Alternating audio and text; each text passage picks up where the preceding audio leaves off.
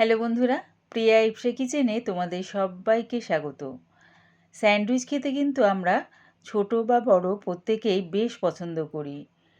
আজকে তাই তোমাদের সাথে শেয়ার করলাম খুব অল্প সময় বানিয়ে নেওয়ার মতন দারুণ স্বাদের একটা এগ চিজ স্যান্ডউইচ।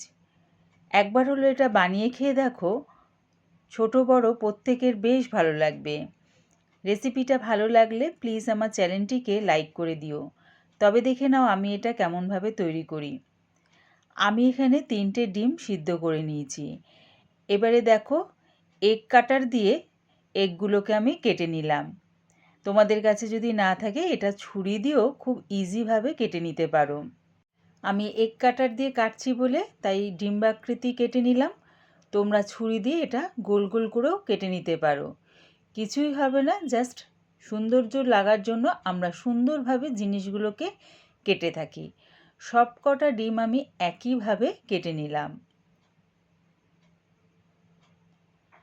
দুটো ব্রেড নিয়ে নিয়েছি, এর মধ্যে দিয়ে দিলাম পিৎজা পাস্তা সস।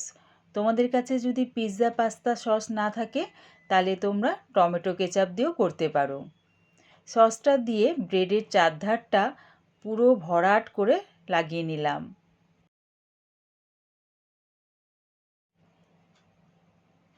এবারে ব্রেডের ওপর ডিমগুলো সুন্দর করে সাজিয়ে দিলাম। আমার ব্রেডটা যেহেতু একটু বড় তাই দেখো 4টে ডিমের স্লাইস এর মধ্যে ধরে গেল। দুটো ব্রেডের ওপরেই আমি 4টে স্লাইস ডিম দিয়ে দিলাম। দিলাম এবারে গোলমরিচ গুঁড়ো,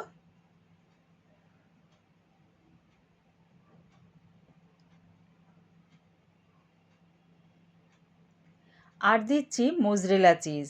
তোমাদের কাছে যদি মোজরেলা চিজ না থাকে, স্লাইস চিজ যদি থাকে সেটাকে স্লাইসটাকে বসিয়ে দিও না, একটু টুকরো করে কেটে ডিমের ওপর সুন্দর করে সাজিয়ে দিও। তাহলে কি হবে, খুব সুন্দর দেখতে লাগবে। চিজটা দিয়ে তার ওপর দিয়ে দিলাম অরিগ্যানো, দিলাম চিলি ফ্লেক্স।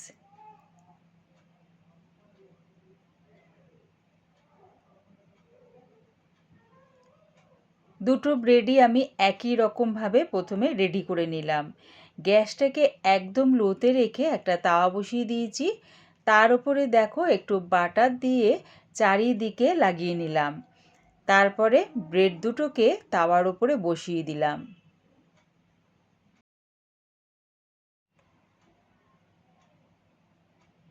গ্যাসটাকে লোতে রেখেই কিন্তু চাপা দিয়ে এটা হতে দিলাম। কিছুক্ষণের মধ্যেই দেখবে চিজটা মেল্ট হয়ে গেছে।